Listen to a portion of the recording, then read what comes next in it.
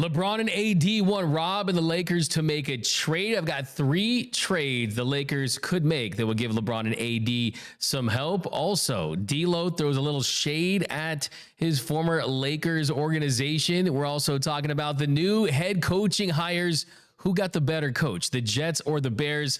And also, Ichiro snubbed by 1 voter, and he wants to have a chat with that 1 voter. All that and more coming up next on The Big Lead.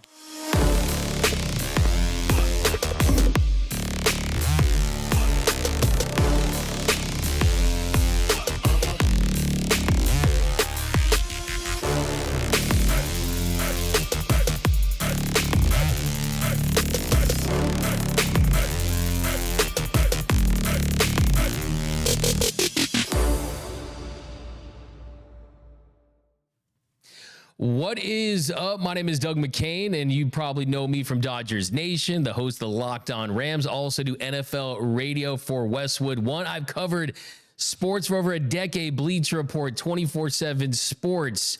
And I love all the sports ball, not just baseball, not just football, hoops, golf, boxing, everything that's big in the sports world I'm into too. And that's what this show is all about, The Big Lead. So let's get right into it because we're talking hoops today. And we're talking about the state of the Los Angeles Lakers because a report came out yesterday from Shams Charania that LeBron James and Anthony Davis, that they are putting some pressure on this Lakers organization to go out there and make some moves. That LeBron and AD, they think that, hey, maybe the Lakers are 1 move away or 2 moves away. And maybe that the addition of 1 more talented player could put them over the top in the Western Conference. Shams Charania, he wrote, with the February 6th trade deadline a little more than 2 weeks away, league sources told ESPN that James and Davis are growing concerned about the Lakers' ability to make significant roster upgrades with their 2 tradable first rounders. James, a 4-time champion, and Davis, a 1-time champ, have expressed that they want the franchise to make moves to contend for a championship, with the co-stars believing the Lakers are potentially a piece or 2 away, sources said. So essentially what this is your annual, the trade deadline is looming. Clutch Sports, LeBron James, they're making it known throughout the NBA world that they want Rob Pelinka to go out there and add any pieces. Does LeBron care about what this could mean for the Lakers franchise 5 to 10 years from now? No, he doesn't. And the only thing that's different about this time around is they've attached Anthony Davis to all that. But when you look at where the Lakers are sitting right now, you're about halfway through the season. You're at 23-18. You're the 6th seed in the Western Conference. And everyone talked about, Darvin Ham, Mr. Hands in his pocket. He's the problem. Even though that team, you won the NBA Cup, you went to the Western Conference Finals. JJ Redick was seen as the next Pat Riley. Well, a year after that, the Lakers have improved very slightly. After 41 games, they're a game under 500. Now, in the history of the association, only 1 team that entered the postseason with the 6th seed won a championship. That was that 94-95 Houston Rocket team led by Hakeem Olajuwon, that MVP squad. But this is a different Lakers team. And the addition of Dorian Finney-Smith has certainly been good. I mean, it gives you a legit defender, someone that can hit threes. He just had a really nice game against the Wizards, 16 points. And look, that's great as an upgrade on the margins. But the truth of the matter is this team, as constructed, even with everyone healthy, they're not a legitimate contender in the Western Conference. They're not a team that you would pick, even if things click for LeBron and LeBron flips the switch in the playoffs, that you think could be a more young and athletic Thunder team. And when you look at where Anthony Davis is at in his career, when you look at where LeBron James is at in his career, look, my big issue with the Lakers right now is not that, you're trying to establish a new foundation with a head coach that you think could be the guy for a long time in JJ Redick. I'm here for that. I'm here for organic rebuilding looking moves. But my issue with the Lakers is you're either all in or you're all out. Either you're going to trade away those first round picks. I'm going to give you 3 trades the Lakers could make in a second here. They could help AD and LeBron. You're either in or out. You're either, okay, we're willing to move those picks and we're going to just see if we can squeeze another title out of LeBron James and Anthony Davis, or the truth of the matter is the best thing to do would be to try to convince LeBron to want to get a trade or potentially move Anthony Davis. I look at a team like the Oklahoma City Thunder that have about 10,000 picks and a Thunder team that's ready to win a title, but they're missing that veteran. What if the Thunder called you and offered you a bunch of picks? Would you take it?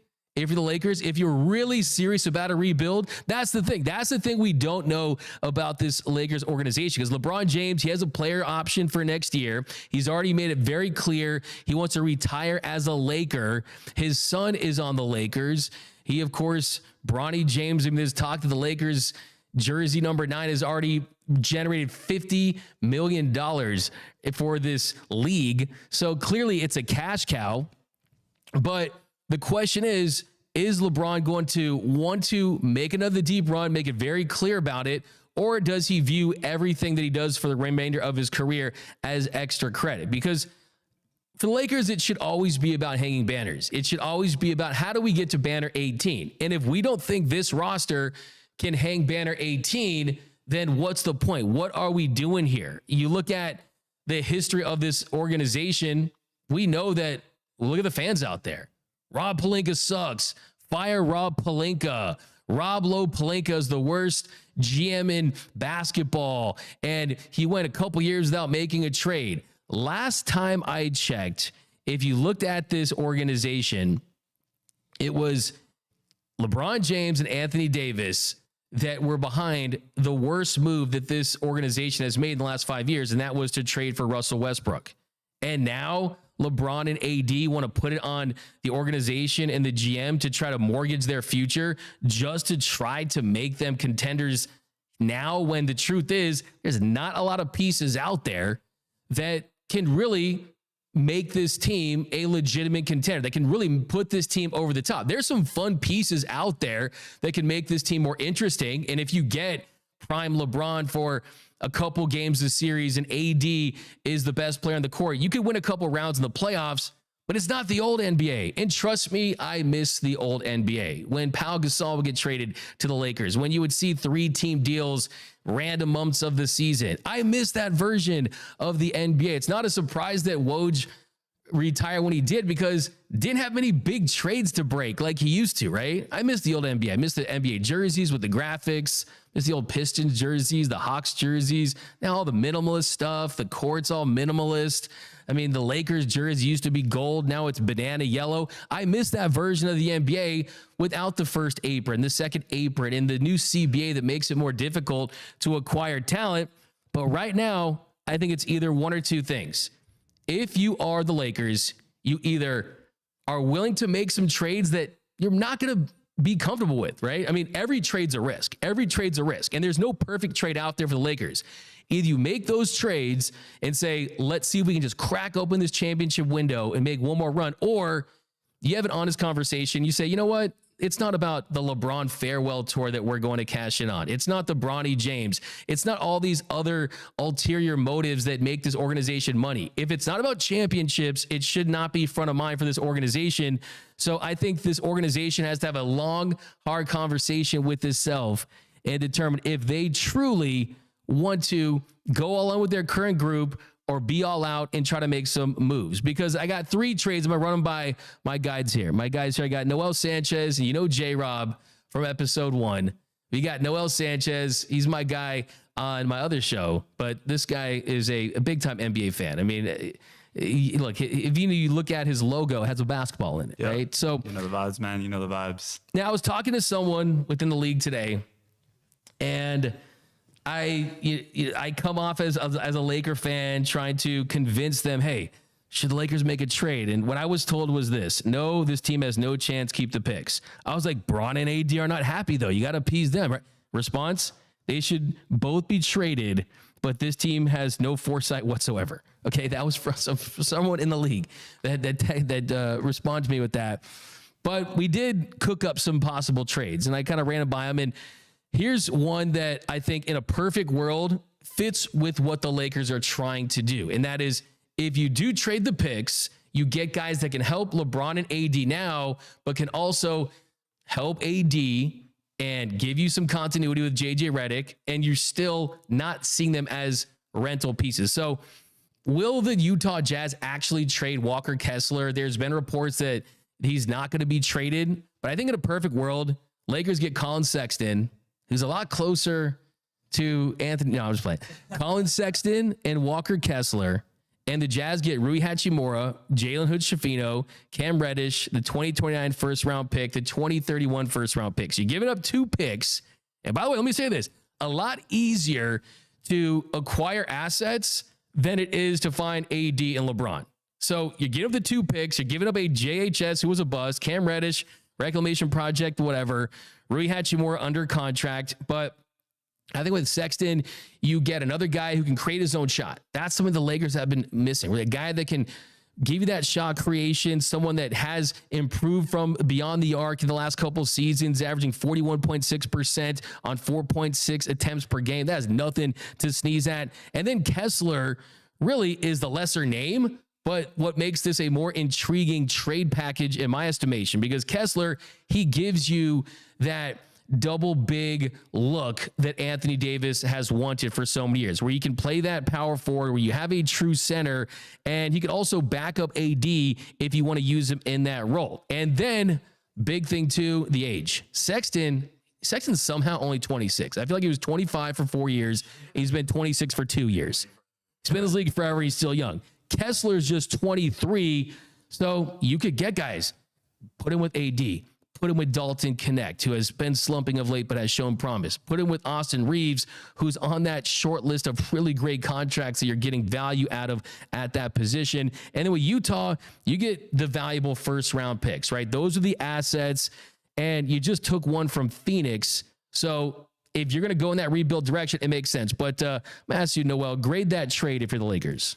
That's an interesting one right there because, I mean, you said it best. That Rui Hachimura deal, along with the Austin Reeves deal, those are 2 of the best budgets that you have right now in the NBA for their production, for their age, for the other salaries that the Lakers have. But, I mean, Walker Kessler is the guy that the Lakers have been looking at for a while. I've been seeing that they've called the Jazz a couple of times, but the Jazz keep putting their price up pretty high. So I think minimum to get Kessler, you would have to swap out those 2 picks. I'm not the biggest fan of giving both of those for Walker Kessler. I know he's still young. I know that they will give Anthony Davis that second big man that everybody's been looking for. But I mean, playing on the Utah Jazz, that's the only team he's ever known. That's the only team that he's been on that actually has been in the league. And they don't have that winning culture there. He hasn't been able to be around guys that have been able to go far into the season, play with purpose when the January, February, March, April rolls around. So I think for that reason, I'm not the biggest fan of it. I'm also not the biggest Colin Sexton guy.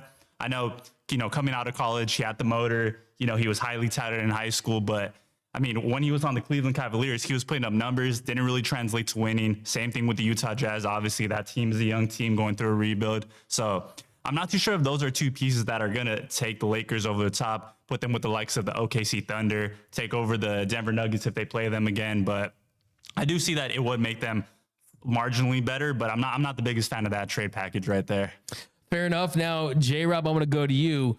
Put yourself in LeBron James's shoes, because we know that, like I've said, he's already beaten the video game. He's just playing again on story mode, right? He doesn't have anything to prove. He said himself it's all extra credit. Having said that, LeBron is someone who's very sensitive towards his legacy. And we know how Jordan's career ended with the Wizards. People don't remember that. People have very selective memories. And even though Jordan at 40 was still hooping for his age, people remember Michael's last shot against the Chicago Bulls, when he was on the Bulls against the Jazz in Game 6, Byron Russell. I think there's a part of LeBron that would just love to win another championship somehow, some way. If he won a championship at this, I'm the biggest Michael Jordan fan on the planet, really. I mean, I'm a devout Jordan just crusader. But if LeBron James were to win a title and go through a competitive Western Conference and be the MVP on a team that wins the finals at age 40, then I'd be saying, you know what, biases aside, he's the GOAT. But if you're LeBron, I mean, where's your head at, knowing the roster you're at, and just kind of your message to the front office? I think for LeBron, I think the issue is he's still on any given game, especially in the playoffs, he can be a top 5, top 7 player in the world when he's able to exert his best. He can turn into like that prime LeBron James still at this age at 40 years old. I think if I'm LeBron, my thought process is I can still do this at a high level. Now, I can't go for 40 minutes straight. I need guys to come along for the ride. But that last quarter, I can give you everything I got and give you precious minutes. If I'm LeBron James, I'm still in pursuit of a 5th championship. And I'll be honest, Doug, Lakers fans are so spoiled, and it's actually ridiculous. The Lakers prior to 2020, when you guys won a championship, you weren't anything. You were still lingering from the ghost of Kobe in the building. You're waiting for a star. You're waiting for that Laker magic to come back. And LeBron James, he brought that to LA, brought a championship. And yeah, you could talk about the Russell Westbrook trade debacle, but I also remember that 2020 team that won a championship. Rob Pelinka broke that up. So I think it's responsibility and onus on everybody. And I think the biggest issue is if I'm LeBron, I'm asking Rob, like, what are you waiting for? Are you still waiting for Rui to develop? Are you still waiting for Austin Reeves to be the 3rd star? I think Austin Reeves is a great above average role player. I think he's a legitimate starter. Do I think Rui Hachimura has the talent to be a 3rd star? Yeah, but is he that? I don't think so. And I think if I'm LeBron and I'm Anthony Davis, I have a window to maximize. And so I feel like I'm going into the front office asking to maximize that window. I still have 2 top 10 players on any given night on my team. I just need the role players around me to make that happen. And I mean, I still see a 2-year window to win a championship in Los Angeles. Yeah, I mean, look, I think it's this team as it stands, they're not going to win a championship. I just don't think that on their best day, this roster has enough wing depth, enough shooting. I mean, I think really if this team becomes a defensive first team, that's their path to success. But hey, this is the annual tradition, right? This is LeBron James doing what he does best at this time of year and trying to get more talent around him without considering how this will impact the organization. And I think it's been a little more overblown as far as how he's left his organizations. I mean, the Heat were fine pretty shortly after, the Cavs a couple years after. There's a contender, a good solid organization. I don't think that's necessarily the case, but the truth is your 2 best assets are the guys that co-signed the deal that has your franchise always behind, and that was AD and LeBron pushing for Russell Westbrook. That was an absolute failure. Okay, next trade. So that was trade 1. Next trade for my proposals is Jeremy Grant and Toumani Camara. Now, pretty much Jeremy Grant's the big one. I mean, Jeremy Grant is someone the Lakers have had eyes on for years now, and in this deal, Lakers get Grant and Camara, and the Blazers get Hachimura, Gabe Vincent, Jared Vanderbilt, and the 2029 first-round pick. So you trade away Vando, but you trade Rui, you keep one of those picks. And look, I think it just comes down to what version of Jeremy Grant do you think you're going to get? The one that is an above-average defender. He can shoot. He can shot create a little bit. And Kamara is someone that can be a wing defender too, that Vando, of course, at his best is superior from that standpoint. But think this is a move that doesn't excite me as much, but I think the purpose of this exercise is to let you know that there's not a lot out there. But Noel, what do you grade that trade? Jeremy Grant is a guy too, Doug, that I've also liked and I've also wanted the Lakers to go after for a while. Loved them back in those OKC days, then moving over to the Denver Nuggets. And then since then, he's just been on teams that haven't been really doing much. He was on the Pistons, on the Trailblazers right now. I think in that sense, once again, giving up Rui Hachimura, it's kind of tricky there because they do a lot of similar things, especially now that Jeremy Grant has been on teams that haven't been contending for too much. I think not getting a big man in that trade is definitely a little unpleasing there, but I'd say between the two, I like the other one better. Even though I wasn't the biggest fan of getting Walker Kessler, getting Colin Sexton, I think it would serve the Lakers better than getting another guy who they have Rui Hachimura already. You have Dorian Finney-Smith. You already have those wings that can do a couple of different things. And, Jeremy Grant, like I said, he's not that same elite wing defender that was helping teams deep into playoff runs. We haven't seen that from him in recent years. Yeah, I think the counter to that is, could you get Vucevic somehow from the Bulls without having to give up one of the top picks, a second-round pick, maybe Rui and Gabe Vincent, something along those lines? That would be more of a move for the center spot. But the last trade is Brandon Ingram. Now, Brandon Ingram's a big major if when you look at the Pelicans dealing with the Lakers. Is that a move that they would strongly consider making? I mean, this is a move that would be out of just sheer desperation. This is the desperate move, considering you would be trading for a guy that you would have to extend. And that always is a death knell. But in this one, it would still cost you 1 first-round pick.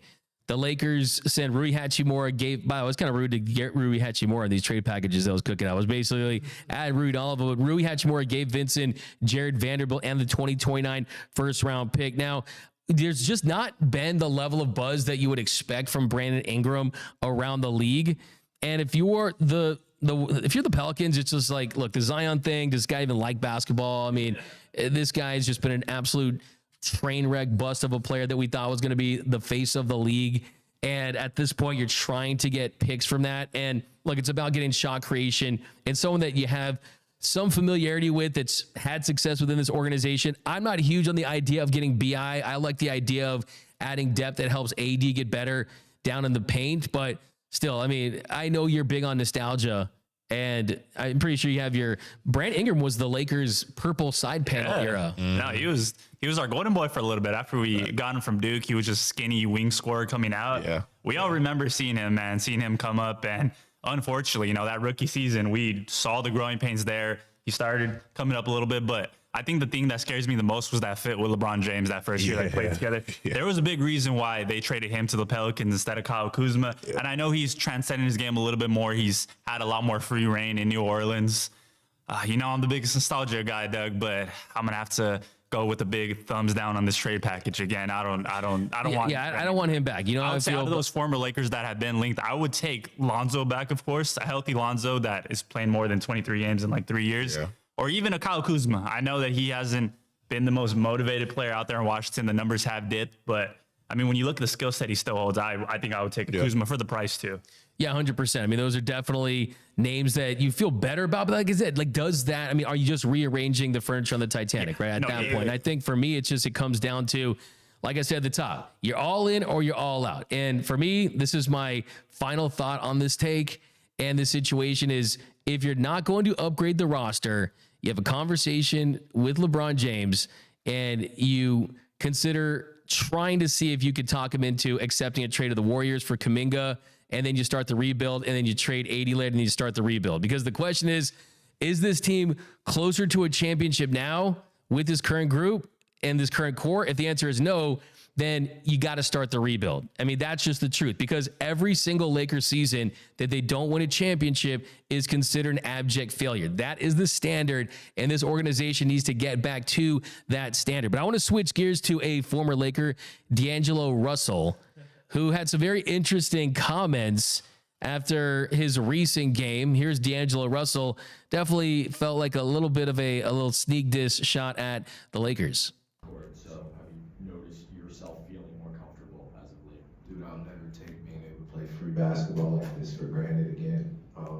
This is a style and a play that obviously we got the best performance team as well. They keep guys fresh, they keep guys in shape, and they keep them prepared for the minutes and the load that they're about to play in. So for me, my body is not prepared for this. I didn't prepare for this all season, all summer. So it's an adjustment for me as well. My body's adjusting as well. So like I said, just keep listening to the training staff. They're putting me in the best position to adjust mid-season and not be vulnerable out there. So basically what he's saying is, let me just lose in peace. Let me be a bad player, a good player on a bad team. Let me be that numbers guy. He kind of reminds me of a player that you see at LA Fitness, that 5'9" dude that's getting those occasional layups, that hitting those occasional shots, talks a lot on defense. You think he's engaged, and then at the end of the day, the team loses and they're trying to get picked up for the next game. I just don't think that D'Angelo Russell is someone that you can take very seriously. And look, if you have been following his career, if his jump shot isn't going, if he's not hitting his mid-range shot, he can't get to the rim at this stage of his career with the regularity that we saw earlier. But I just think this is a funny thing to say. I think it's a funny thing to say. I mean, if your first option is D'Angelo Russell, then you're probably going for a first-round pick, or you're trying to get a top pick. I think D'Angelo Russell needs to just play out his career, earn his money, and realize that, hey, it's not about being free. It's not about playing free. It's that, no, your style of play just does not work within a system for a team that's going to have a lot of success. But yeah, I mean, thoughts on our boy D'Angelo Russell. I mean, that had to be aimed at the Lakers, right? Oh, absolutely. I mean, when me and John talk about this all the time, when you saw the way that he was delegated to catch and shoot role, to playing in the corner, to playing off of Austin Reeves a lot, when he wants the ball in his hands, you could tell that the fit was just shrinking, and then it just wasn't there at all. You know, he made Anthony Davis better. You can see the numbers clearly show that when they're on the court together, they played well. But at the end of the day, it's LeBron James's call. LeBron is going to have the ball in his hands, operating the offense. Austin Reeves was the second guy behind that. So, like you said, D'Lo wants to go out there. He wants to go out there, just take his threes. He wants to run in transition.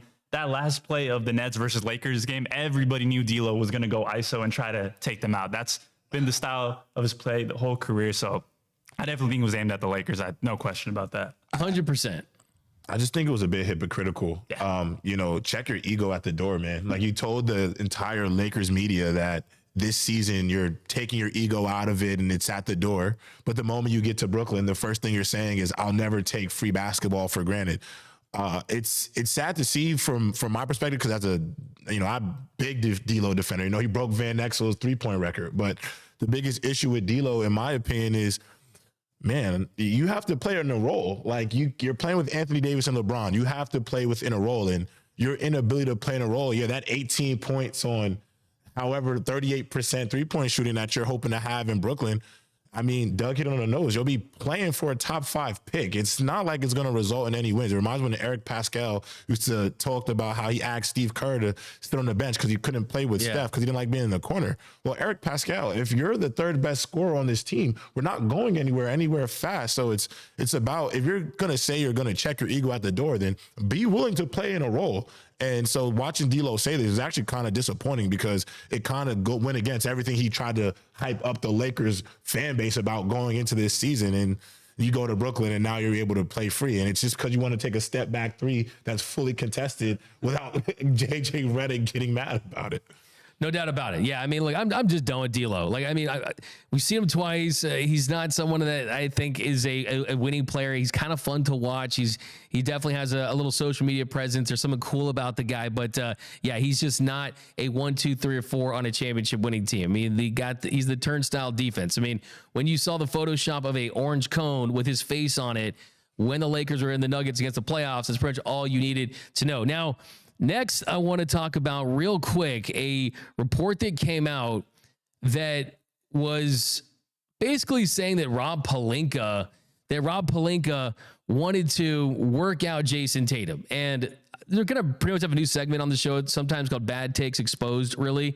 And you know the classic take that Lakers fans, that NBA fans have, oh, the Lakers should have Jason Tatum. The Lakers pick Lonzo Ball over Jason Tatum. The truth is that they would still have Jason Tatum on the Boston Celtics no matter what, because they would have just kept the first pick if they thought he was going to go number 1. They would not have traded down. And I think this is the Rob Pelinka PR machine at work. It's an overdrive. And the truth is that even for whatever reason he would have ended up on the Lakers, he would have been included in the Anthony Davis deal. So 1, he would have never survived on the Lakers, and 2, he would have never fallen that far because the Celtics knew he was their guy. They wouldn't have traded down. Other thing too, the only way you can imagine him is if you had Anthony Davis wait until free agency and then he joins the Lakers and Tatum has the pick. And look, we know that his dream was to be a Laker. He had the Kobe posters. He's got the picture with Kobe, but no, it was never going to happen. And also, last thing, Lonzo was still the right choice. He was still the right pick based on what the Lakers needed. I'll never forget one time I had a friend in town that spent $500. He's like, I'm going to a game tonight, man. I just dropped $500 on tickets, right? And I'm like, what, you going to a Laker game? Who the Lakers playing tonight? He's like, no, I'm going to Chino Hills. Because he dropped $5 on a Chino Hills ticket. I'll never forget. My friend Neil. And I was like, dude, are you out of your mind? He's just like, dude, he had when they were selling the bootleg Chino Hills Adidas green jerseys, he had one. Like, he was all in on Lonzo Ball. So I don't think people truly now, after the fact, grasp if you didn't live in Southern California at the time, what it was like to have that Ball era with Lonzo Ball. So I still stand by it. I still think it was the right pick for this team. And hindsight is 2020. Oh, yeah. I mean, even I remember clear as day at that introductory press conference, Magic Johnson next to Lonzo Ball telling him, save some records for me. That's all you need to see. The Lakers, they were going all in, not just for on-court purposes, but off-court purposes. Perfect Hollywood story. Kid grew up in Chino Hills. We're never going to see a public school do what that trio of brothers did for Chino Hills again. Goes to UCLA, goes on a crazy run, and then the Lakers have a lottery pick and they spend it on him. They were never going to get Jason Tatum. We were talking about this too. People in that rookie year were saying that Kuzma was better than Jason Tatum because Lonzo had him looking so good, and Tatum was on a stacked Celtics team. So, I mean, it's like you say, recency bias is everything. You look back and, you know, it's easy to say that Tatum should have been the number one pick. You know, Markelle Fultz's shoulder injury is out of the league right now, actually. Lonzo, he's missed almost 3 years. Thankfully, he's hooping again. Yeah, but exactly. Yeah, crazy times for sure. But still, I mean, there was no universe where Tatum, I mean, I just hate that this is out there. This following up Shams' tweet. You can feel if there's a Rob versus LeBron. I mean, I feel something cooking in the media with the Lakers right now. We're going to switch gears, though, to football, and we're going to talk about the new coaching hires. And we're going to get to your guy in a second, J-Rob. But first, I want to play this clip from Ben Johnson's presser, the former Lions offensive coordinator, now Bears head coach. Look what he had to say about the Packers. I know this is the toughest division of football right now. There's 3 teams that made the playoffs this year. I've got tremendous amount of respect for the coaches and the players in this league, having competed against them for the last 6 years. Dan Campbell, Kevin O'Connell, you're talking about 2 guys that are up for Coach of the Year awards as the season ends here. And to be quite frank with you, I kind of enjoyed beating Matt LaFleur twice a year. Wow, that was one of the most cringiest lines I've ever seen at a press conference. Shout out to whoever wrote that line for him. He kind of landed it. But this just absolutely reeks what the Bears have been for so long. The Bears talk about beating the Packers. The Packers talk about winning at football, right? There's no comparison with these two franchises. And the truth of the matter is the Bears, 3-17, their last 20 games against the Packers. They're 14-46 in their last 30 years. Will Ben Johnson change that? We'll see. But look, I mean, it's fun. It probably gets his fan base a little motivated, gets them hyped. You're trying to endear yourself to a new fan base. But that one was a lot because I just don't love that for a head coach that is inheriting a roster that has a lot of pieces you need to fill. I mean, that offensive line with Chicago needs to be rebuilt. You do have a lot of pieces offensively with Moore, with Odunze, with Allen, with Caleb Williams. But another thing that popped into my head when I watched that is Ben Johnson and Caleb Williams are perfect for each other. That these two feel like they're a match made in heaven. And you can't deny the fact that Ben Johnson has put together one of the best, most creative offenses in the sport for the last couple of seasons. But this reminds me of when Caleb Williams, before the season, the punter for the Bears, talked about their punter, Taylor, said, hey, you're not going to punt too much here. That's the text that he got from Caleb Williams. Well, guess what? The Bears, they punted 82 times. That was the second most in the National Football League. So I think that Ben Johnson was the perfect hire for the Bears because right now it's truly about tailoring an offense for a quarterback. Every quarterback's skill sets are different. They're unique. And to have an offensive-minded head coach was the no-brainer move. He was the best name out there. He got that right. But I just had to cringe when I saw this. But thoughts on Ben Johnson, John? I mean, I said it before on the other show. Like, I think he's a generational talent in his ability to make play calls and coach offenses. I do think you hit it on the nose. I mean, Caleb Williams and Ben Johnson together, it seems like a match made in heaven. I think he'll be able to really curb that creativity that Caleb Williams has at a quarterback. But he did say one thing also in that press conference that I really did like, is that he talked about how he wants to take that team from its foundation and build it around Caleb Williams. And I think that's important. Now, how are you going to thrive in the toughest division in the NFC? that is yet to be seen. And it's not going to get any easier because once you get out of the division, you got to face Jaden Daniels for 15 more years and the Eagles for 15 more years. So it's not going to be easy, but I do think Ben Johnson is the guy for the job. And I'm excited to see him take on this challenge because a lot of people, Doug, are not just taking the Bears job and taking on that challenge, especially with the history. 100%. Yeah, no, absolutely. I mean, that is the big kicker there is, look, the Bears are the Bears. I mean, you go to Chicago, they have a lot of great franchises there. The Bulls, the Cubs, the White Sox, the Blackhawks, right? It's a Bears town in Chicago. I mean, Soldier Field is one of the best stadiums in the sport. The Bears tradition is still there. It just has been a job that has been kind to a lot of guys. And I think that with Caleb Williams, I'm looking at, hey, am I a 4,000 yard, 30 touchdown guy in year one, right? I mean, where does this take my career? I could not be any happier. I mean, I think it's kind of like someone like a Caleb Williams can take the low of year one and now it's like, oh wow, I didn't realize how bad it was. I mean, because he goes from Lincoln Riley at USC, who, take it for what it's worth, but yeah, offensively that's what he does. But I think this is the right move for the Bears. But now we'll get to your guy, Aaron Glenn. Now, Aaron Glenn is taking over the New York Jets, and Aaron Glenn, a former Jets cornerback, he has said in the past that this is his dream job. And I think the biggest takeaway for me in this hiring was that he gets a deal that takes him through the 2029 season. And that's a really good contract for a first-time head coach. To get that level of security, I think the big question is, what is Woody Johnson's, the Jets owner's involvement? Is he using Madden to make decisions? I mean, are they maturing as a franchise? But I do think that if you look at Ben Johnson and Aaron Glenn, which one do you think could have a Dan Campbell-like impact on a franchise? And it's more Aaron Glenn because I think he has that personality. Yeah, I think it's easily Aaron Glenn. I mean, first of all, when you have played for the organization, you have an understanding of the pressure of what it takes to succeed at that organization. I think Robert Saleh did not do a great job handling the New York media. I think Aaron Glenn is more than prepared for it because he lived in it as a player. Also, to Jets Nation out there, help is finally on the way, and that's how I truly feel. Aaron Glenn is going to establish a culture in New York, something that we haven't had. I think the toxicity of Aaron Rodgers and that whole situation needs to be curbed a bit. I don't want to see Aaron Rodgers getting high in Costa Rica. I want him at OTAs with his young wide receivers. I want him taking this thing seriously because, Aaron Glenn has till 2029, but you know this, Doug. We are in this era where the pressure to succeed early seems so high. I mean, we do it with how many first-year coaches get fired, second-year coaches get fired. We don't give these guys enough time. I think Aaron Glenn is the solution in New York. I think you get him a quarterback eventually. That defense is going to improve. I think Sauce Gardner and company will go back to being that all-pro, Pro Bowl level defense that they've been.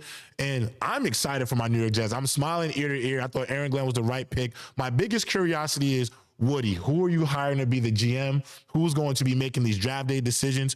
And are we going to at least try to trade up for maybe a Shedeur Sanders or a Cam Ward? Because I think that would be great for New York to be ready to go into that next stage. Or even, hey, New England, any news on Joe Milton? He looked pretty good. I like his talent too. So we're bringing back Aaron. We need that bridge for the future, no question.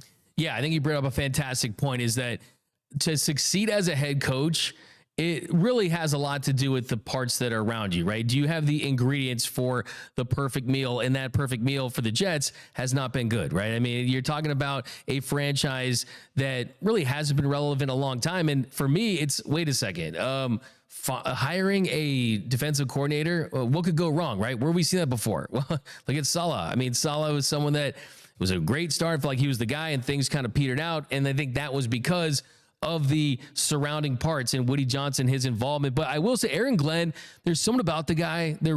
Sometimes there's certain coaches that go to certain organizations that you just can't really, he's got the juice, right? He's got that level of intensity. And I think for the Jets, one thing that I saw him say when it comes to his philosophy and trying to get players to buy into his system and all that stuff, he said that culture is coach fed but player led. And I think that that's the mentality. There's a lot of coaches out there. Of course, John, you play for these coaches, right? There's a lot of coaches out there. What's like, yeah, they're going to get the blame when they lose, and the players get the credit when they win, but some it's the reverse, right? It's like, hey, I want the credit. I want to be the guy. Aaron Glenn just wants to have a positive impact on an organization that clearly he loves.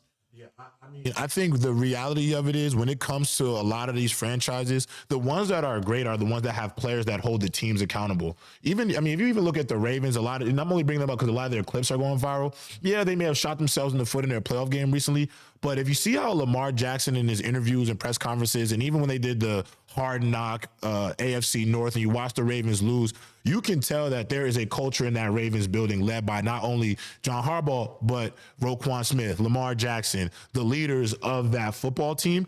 And so you can see, the Kansas City Chiefs have a good leader in Patrick Mahomes, the Bills in Josh Allen. And those leaders lead the team and hold everybody accountable. So when I look at the Jets, I think it has to come from the top, has to come from our quarterback. And this is why I'm so off on Aaron Rodgers, because I don't think he creates culture in a locker room. I think he creates really chaos and disaster.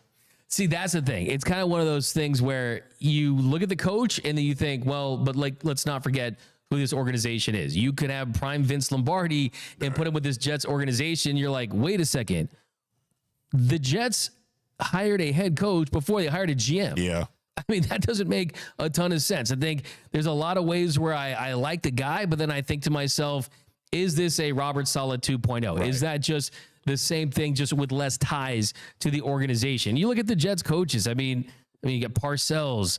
You got, Herm Edwards. Look, I think the soundbite alone kind of saved him. You play to win the game. I think that alone kind of saved his career with me. Rex Ryan, he kind of brought them back to relevance. Todd Bowles, I love Rex too. I think that the game kind of has passed him, but the personality is still there. Bowles, he wasn't good. Seemed like a good dude. Same with Robert Saleh. Gase was just crazy. Oh, man. He wasn't that guy. So it's just, are you going to hit on one of these head coaches and how's that going to impact the roster? But I think there's for me, it almost feels like with the Lions, you saw the defensive improvements. When he took over that defense, one of the worst in the league.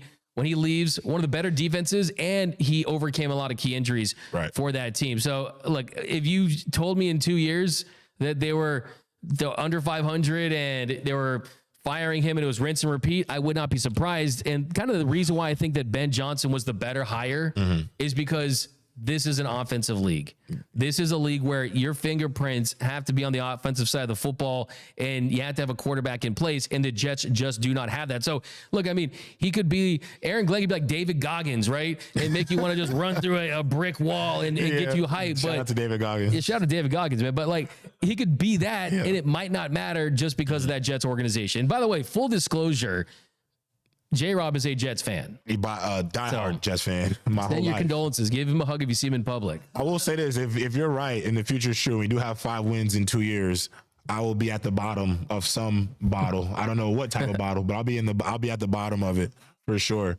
Doug, let me ask you this question: do you feel like the Jets hired Glenn so soon without a GM out of panic because of maybe missing out on their guy? It tells me that whether or not it was a good hire or a bad hire, that their owner's making the calls, right? It's very different in Philly, right? Where it's very different in a lot of organizations where we're going to hire the best guys and get the F out of the way. And then when you win that Lombardi trophy, we're going to sneak up on the stage and you're gonna be like, who the hell is this guy? Right? But they're, you know what I mean? So I think that is what it kind of speaks to from my end. But look, personality goes a long way. Charisma goes a long way. I agree. And I think just the ties, him being a Jet, him wanting that job, that really is what it came down to. Look, the truth is that is just how it works in this league. When you put together seasons like the Detroit Lions have, your coordinators have earned the right to take on jobs. And I think philosophy-wise, I like the fact that he's a hands-on head coach. I like his ties with the Jets. It's a former Texas A&M Aggie, which is kind of fun, but yeah, I do think that there was not that many quality names this time around. So it could work. It probably won't because the NFL is the league where, I remember DeMarco Farr played for the Rams. He told me, you're hired to get fired, right? In the NFL, what does it stand for? Not for long, right? So that's probably what it's going to be for him. But going to switch gears. We can talk some football because tomorrow we're going to be talking the championship games. So we're going to go all in on those 2 games. But I want to end here on Ichiro Suzuki, who fell 1 vote away one vote away from being an anonymous inductee to the Hall of Fame. And Ichiro, in his press conference, he said he wants to meet that writer. I was able to receive many votes from the writers and grateful for them. But there's one writer that I wasn't able to get a vote from.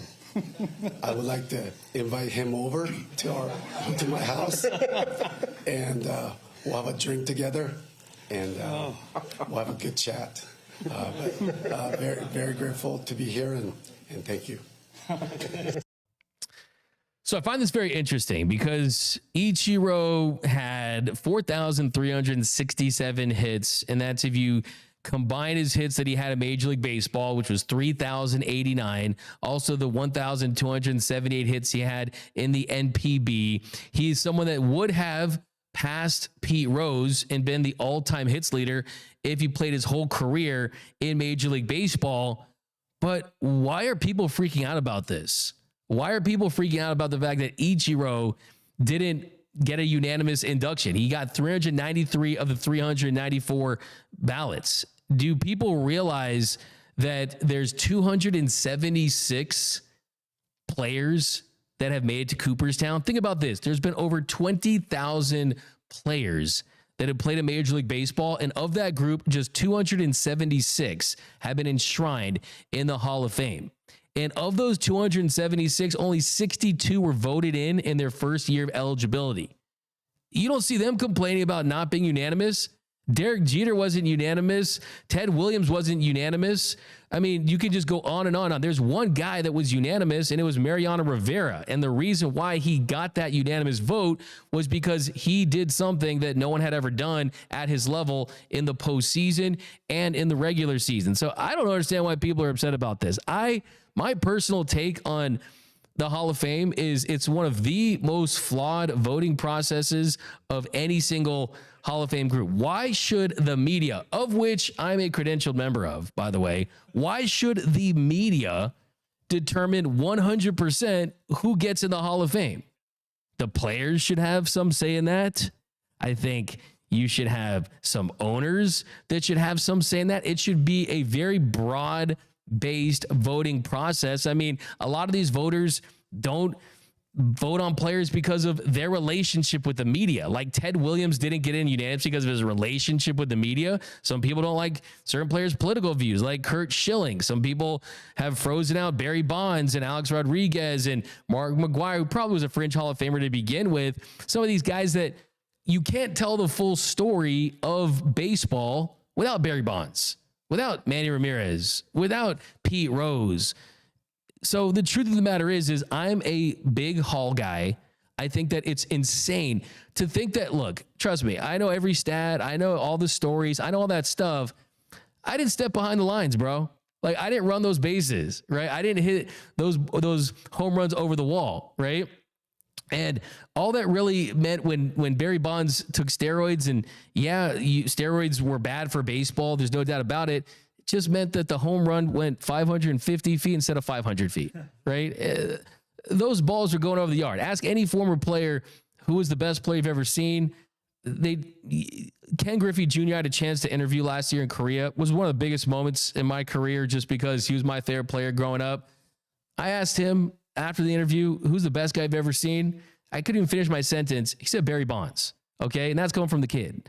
So look, I just think that this Ichiro thing people forget about, like he's someone that was a great player, a fantastic player, no doubt about a Hall of Famer. But I mean, look, man, I just think that it's ridiculous that, yes, one guy didn't vote for him, fine. But I don't see people still screaming about guys that had better careers than him that didn't get unanimous votes. So I just don't really understand it. But that's going to do it for this episode of The Big Lead. My name is Doug McKain. You can follow me on X and Instagram at DMac_LA. Now, if you are new to the channel, join the movement. There's going to be a massive movement here. We are just getting started.